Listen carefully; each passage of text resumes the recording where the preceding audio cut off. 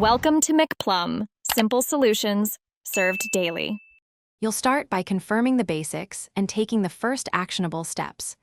Open Chrome and go straight to Menu Help about Google Chrome to update. Updates fix many search regressions. Once done, sign into your Google account so any synced search settings can be restored. Next, open Extensions and temporarily disable search-altering extensions.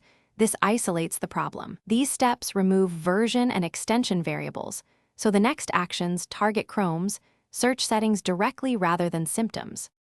Now you'll change the search engine configuration itself and verify the details behind it. Go to Settings, Search Engine, Manage Search Engines, then set Google to default. This is the core action that returns searches to Google. Make sure to remove any rogue entries or edit incorrect search URLs. Sometimes a bad keyword or URL redirects results. Once those values match Google's search URL pattern, restart Chrome to apply changes and confirm the Omnibox uses Google for new queries. Finish by cleaning up residual data and using Chrome's reset tools if needed. Clear cache and cookies for Google. To remove cached redirects. This often fixes stale behavior.